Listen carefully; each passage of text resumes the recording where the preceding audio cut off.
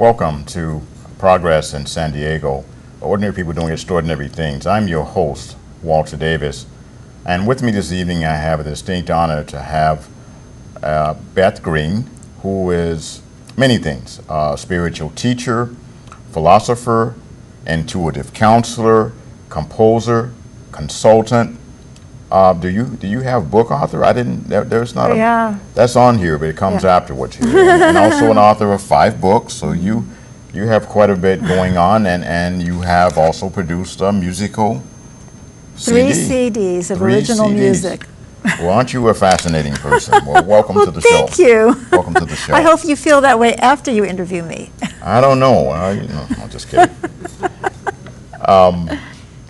But yeah, it seems like, you have a lot of things that are right up my alley. Spiritual teacher, philosopher, intuitive counselor, composer, consultant. Before we get into your background, tell me what an intuitive counselor is. What's that? Well, I counsel people. People come to me, they have pain in their lives, or they're realizing their lives aren't working and their heads aren't working that well either. And they want some help. And so as an intuitive counselor, I was not trained as a counselor. In fact, I studied history. I spent the first 30 years of my life trying to make the revolution. So the psychology wasn't in there. But what I turned on, some inner voice turned on in me in 1980. And when people come to me for help, I just intuitively know how to help them, what to ask them. I can see into them. I can help them retrieve memories of things that they don't even know happened. I know what they're feeling that they don't know that they're feeling. And I've also developed a lot of healing modalities that I've learned through my connection to the higher consciousness, to the divine. And that's the kind of counselor I am. Well, that sounds awfully powerful. So let's go into your past. Tell me a little bit about your history, your past, please. Well, the political part of it started when I was 9. When I don't know what happened. I mean, I always had some kind of a consciousness, but when I was 9 years old, McCarthy was on television, and the red baiting was going on, and it was a very, as I'm sure you know, it was a very terrible time in our history when there was a lot of repression of thought. And I said, this is terrible, I have to change this. And I don't know why. My parents weren't like that. They were not political, they were not spiritual, they were just like trying to make a living. And then they have this daughter who becomes a raving maniac, and I say, if you're against socialism, I'm a socialist. And why I became a socialist at that time, not the way people think of Russian communism, was that I really believed that there was so much pain and suffering in the world, and we had to do something about it, and we needed to change our worlds to help everybody to become more well on the outside. And so that became the focus. And when I was 9, I took on that commitment. And before I was 12, I was already had been reported to the FBI, which I'm sure is something that you would appreciate. And I got involved at a very young age. The Ban the Bomb movement. I was expelled from college. I was in the anti-war movement, the civil rights movement, the women's movement, and so on, until my mid-30s. And at that time, and I was very, very serious about this, Walter. I mean, I ate it, dreamt it. I never noticed what I was wearing. I had no interest in myself whatsoever. The Vietnam War just killed me. I woke up every day crying, about what I felt we were doing. And but one of the things that happened to me, and I think it happened to a lot of people being in the political movement, is that there was so much rage and so much outrage and so much arguing within the movement, and so much lack of oneness, that I was just burnt out in my early 30s, that I had just had it with the negativity and the anger. And by the grace of God, I had a spiritual awakening in 1978, and something turned on in me. And I suddenly realized that, yes, the problem is human consciousness, and there has to be a way to address it directly, because we can't change people from the outside. We need more social justice. It's not that I'm not saying that those aren't extremely important struggles, But what is the problem? Why do we eat the wrong things? Why are we treating animals so badly? Why do we treat one another so badly? Why do we invade one another's countries? Why is there exploitation? Why do men take oppressive stances against women? Why do we beat our children? Why do we beat up each other emotionally? Why? And it's the state of human consciousness. And that became my dedicated ambition, if you want to call it an ambition, was to try to understand human consciousness and how to change it. And being an intuitive counselor helped me to be in the nitty-gritty details of, okay, I get it. I'm learning about people every day, working with people. I'm beginning to understand what makes people tick and why we are the way we are. And all of that, along with this connection that I have to higher consciousness, which is this voice that tells me, that teaches me, that guides me, brought me to what I called spiritual activism, where we try to change people from the inside instead of trying to change them from the outside, and to try to solve all of our human problems by changing the way we think and the way we feel and the way that we are in the world. So in summary, what I heard you say is that basically as a child you became aware of some public issues, some social issues, and made a decision at a very early age to try to make a difference. Yes. Things concerning peace and ethics, it sounds like what you're describing, things that are best for most people. Yes. I believe that the argument needs to be framed in terms of ethics as opposed to morality, because we can have different moral views, but generally we all have the same ethical views. And so I heard you define ethics. I also heard you talk about peace. I heard you talk about not embracing war as a methodology for resolving conflicts. Absolutely. And also something alluding to changing in the inside, changing people from the inside. Yes. As opposed to trying to make changes on the outside. Could you go into that some more, please? Yes, I call it the inner revolution. And what the inner revolution is when we stop thinking of ourselves as individuals and start thinking of ourselves as part of the whole, so that I cannot be happy if you're unhappy. I cannot be well if you're not well.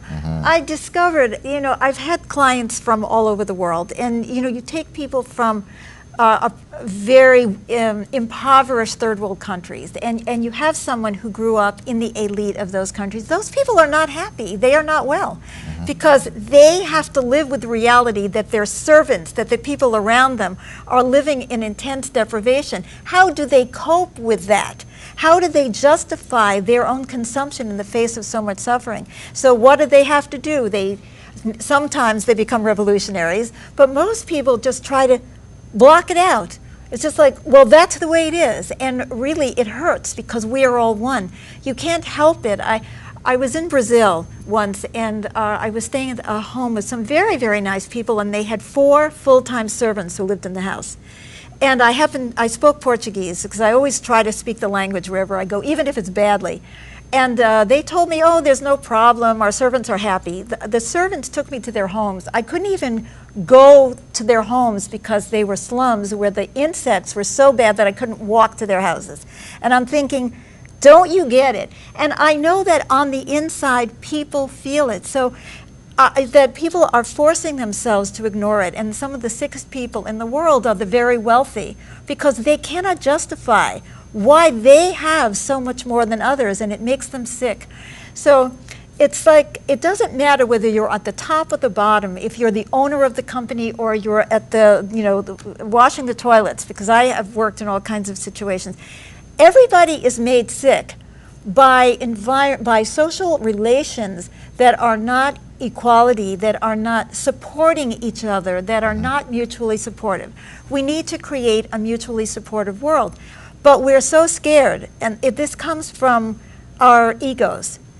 The way we think, the way we're trained to think, is that we're always thinking about protecting ourselves, because we don't get it.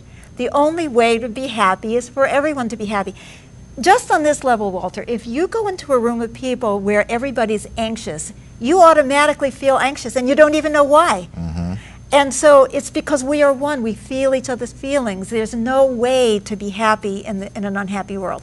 So on an emotional level, on a economic level, if you don't have people in the world who can buy your goods, there's no point in making them. You can't make money if nobody can buy what you make. We all only thrive when we're all thriving. So shifting our emphasis from me to us is the first step towards a better world, when we begin to understand that we really are one and can't be happy at each other's expense. That's very profound. That's exactly the way I feel. And you certainly need to network with some of the people right here in this area. We got Ayana Mojica, who has that kind of philosophy, Rick Ireton. So a number of people within our group embrace some of the same things that you're saying.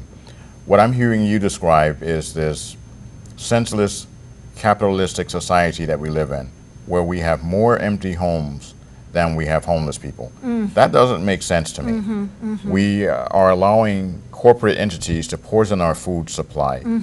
We are allowing pesticides to be sprayed on people in third world countries. And then the do-gooders are going over to, like, the Rotary Club to repair the cleft palates of the children that are born to these parents who've had pesticides sprayed on them while they're in the fields.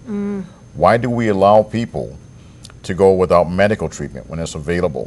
Why do we allow people to go hungry when there's an abundance of food? And have you ever been inside of one of those soup plantations and see how much of that food they throw out when they close? They just take these big pots of soup, all that bread, and they throw it right into the trash when we have people starving to death on the street. So you're right. I don't feel happy when other people are not happy. I could stay in my suburban home, very comfortable. I could stay out there and not do anything, but that's not ethical to me. It doesn't feel good. It doesn't feel good. It doesn't feel good. Now here, the question is, how do we change that consciousness? So that's what I've been working on for 32 years. And we actually have programs that change people's consciousness. And can I talk about that for a minute? Okay. Because it's not good enough to just bemoan the state of the world. You know, I mean, I've been like, oh yeah, it's so terrible. But it's always us and them. It's like, I'm a good person because I have consciousness and you're a creep. Well, when I was in, you know, the political movement years ago, it was really like that. You know, I was against the war, you were the warmongers, or I was the worker and you were the boss, and I was the woman and you were the man, and all that. And I'll tell you, that way of thinking just polarizes us.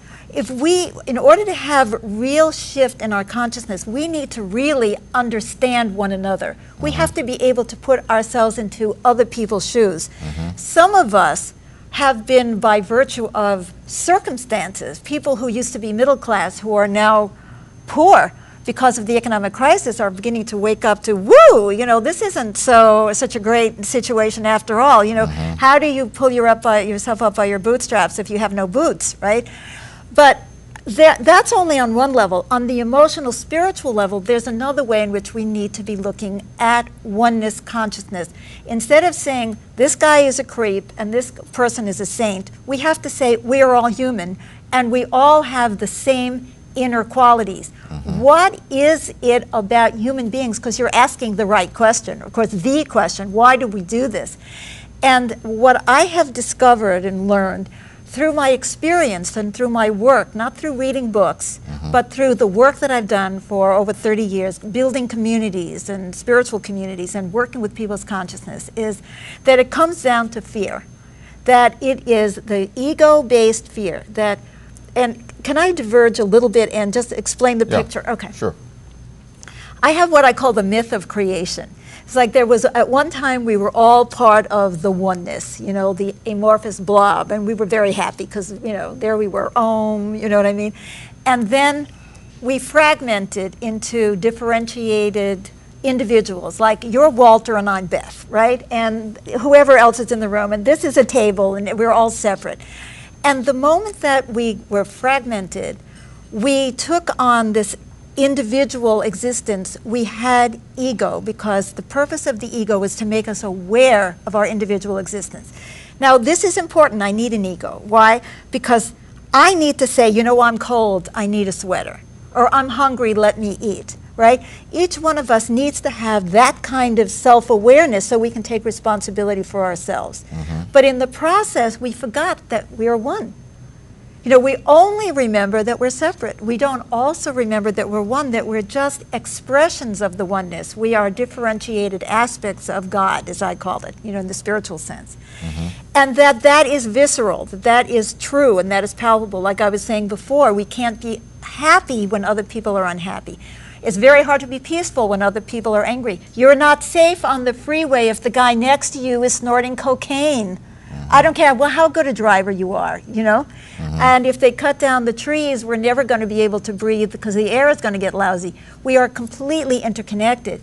So when we developed our egos at birth, we got into this I, me, I have to protect myself. So the baby, the infant, cries and wants to eat and doesn't give a darn that the mother is falling on her face. That is the infantile consciousness of the ego. It's all about me. And yet there is something else in us which is capable of feeling our oneness, that's capable of compassion, that's capable of empathy, which is even more than compassion. I feel your pain, I feel your feelings. But it's so buried because we're so scared that our needs aren't going to get met. So you've got 5 kids in a family, you know, your dad is drunk, mom is exhausted, and each one is fighting to get their needs met. You know, and so each one of us learns at a very early age a strategy to get our needs met. Oh, I'm the smartest, or I'm the most aggressive, or I'm the funniest, or I'm mama's helper, or I'm the chip off the old block, whatever it is. And each one of us devises a strategy to get our needs met, and in the process, we become that strategy. We kind of lose sight of everything else, and we become unconsciously programmed to having certain kinds of responses. Now, if you're a kid of a company owner, for example, that company owner may have worked very hard to get to where he is, but he's going to want to pass that on to his kid, and he's going to give that kid a sense of entitlement. He's not teaching that child, you know, you really need to share. He's teaching that child, you know, this is a cutthroat world. So all of where we start out having egos out of necessity about trying to, you know, I'm uncomfortable, I'm going to cry, or I'm going to compete for getting the only scholarship because I'm a poor person, I have to get to college, or I'm going to remain poor. We're all driven into this competitive universe. But not only is that forgotten, but we're also taught to be competitive, often by our parents, or we're given rewards for being competitive. Like, okay, I'm the nasty kid or who's always pulling on mom, I get all the attention. So we're competing with each other in our families, we compete with each other in schools. We have the Olympics. The Olympics is supposed to be like this high experience of the planet. To me, it's, God, what are we doing? Why do we have to compete? Why can't we have these beautiful young athletes go out there and do their thing without having to compete with each other and kill each other and themselves in order to win? So it's like it's built in our society, it's built into our traditions, it's built into our spiritual traditions. We even have, you know, it's built into everything that we're thinking. And how are we going to stop thinking and feeling that way when we have that fundamental fear that we had when we were infants? The infant says, I'm lying here, I'm hungry, I'm wet, and if nobody comes over and helps me, I'm going to be miserable. I need help. I need to pull on our society to get those resources. See what I'm saying? Exactly. And so the infant thinks only of itself. We have to train ourselves to be different. It's not going to just happen spontaneously. Now, I was in the movement a long time, Walter. I mean, from soup to nuts of every aspect. And I'll tell you, the ego was running the show. It used to be in the old days that the women made the coffee and the men sat around babbling, you know what I mean, pontificating about the world they were going to create while the women were out getting coffee, you know, and you couldn't even speak. So I'm not blaming men, I'm just saying that's one example of how the ego runs the show, whether you're in the social movement, whether you're one women's organization fighting the other women's organization, which I did too, you know, the ego is always running the show. That's the problem. And it's the polarization that comes out of that that is the problem. You know, we talk about welfare reform. I worked a lot with welfare recipients in my political days because I've been disabled myself for over 50 years, and so I myself was on SSI at that time. And I understand, I understand all the sides. I get it. I get it, what it's like to be poor and to be trying to hustle the system, and don't pretend that we don't try to hustle the system, because you can't live on what they give you. And I get what it's like to be sitting there saying, what are these people doing who are hustling? You know, I get it. I see it all. And it's all of, but we need to come together, bring together all those perspectives. Understand why you're feeling the way you're feeling. I remember laughing at people who were worrying about their property values until I bought a house. That's humbling. You know? It's wow, when you get into somebody else's shoes and you see, oh my God, I don't want to lose this. I'm 67 years old. You know what I mean? I don't want somebody to take the food out of my pantry. You know, so I get it. We all have to start getting it. We all have to start understanding each other and start working for the highest good of all. Because when we work for the highest good of all, it will heal all of us. But instead of coming together, like the abortion issue, these people are saying abortion is murder. These people are saying abortion is the right of every woman. Well, it is the right, but it's also murder. You know, they're both true. Why can't we come together and talk about why are people getting pregnant when they're not ready to be parents? You know, why can't we come together and try to solve our problems? Mm-hmm. Because we're so busy competing with each other and trying to prove that we're right, because there's the ego again. So again, you're framing the argument of ethics. That's what I hear over and over in your message. It's about what's best for most people. For all.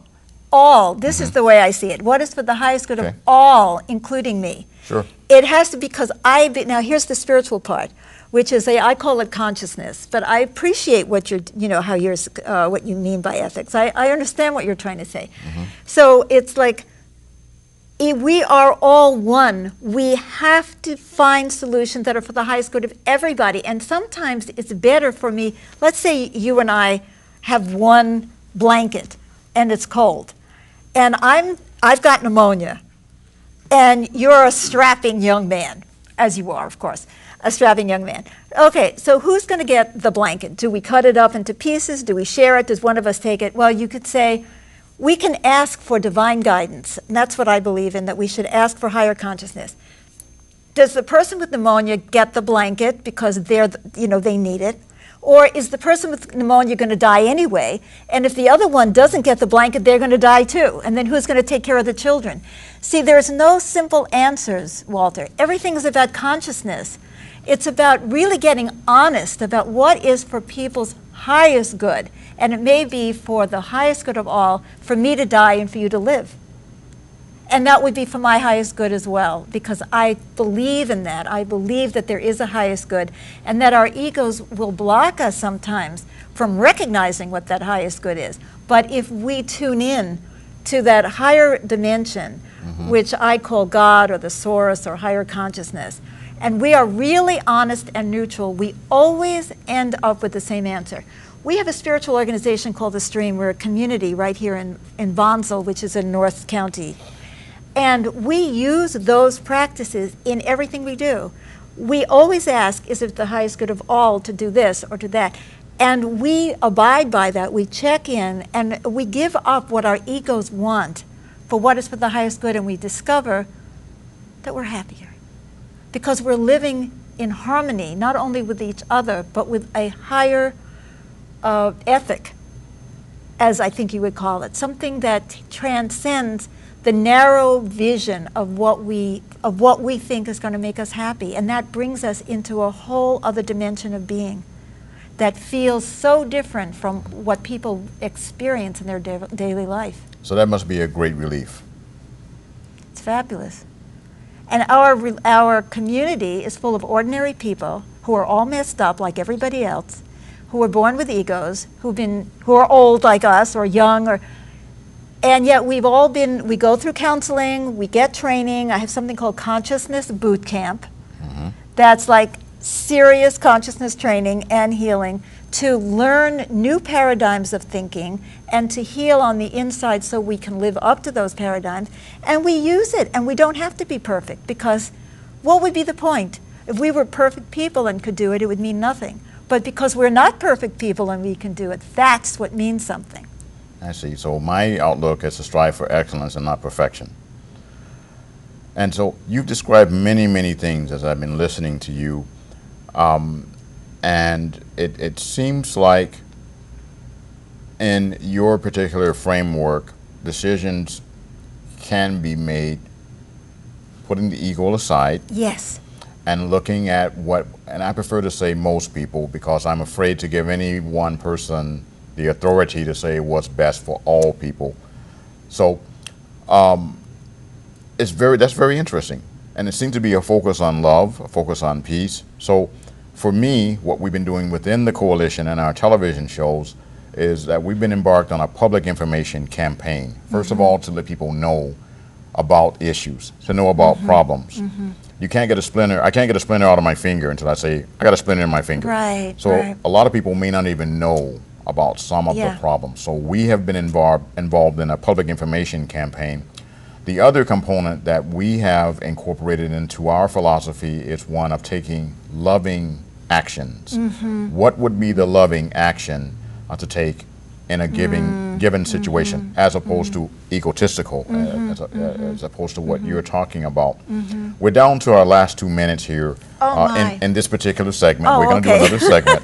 Don't panic. Good. I want to talk about the Vortex of Change campaign. We have a lot more to talk about. Okay. I understand. We're gonna project, but this has been very interesting, and at least I really know that we're on the same page, and I'm very thankful that John Falke suggested that you come onto our show. And over the years, he's been very instrumental in making sure that some of the right people got together here. And I'm going to make sure that you connect with some people within our coalition that are going to be integral in your campaign for love and peace, which is exactly what we're about as well. We're going to be continuing on with the next part of this interview in a few minutes. And we'll be welcoming back Beth Green for part 2 of this interview. And thank you very much for joining us for this segment. My name is Walter Davis, and I'm your host.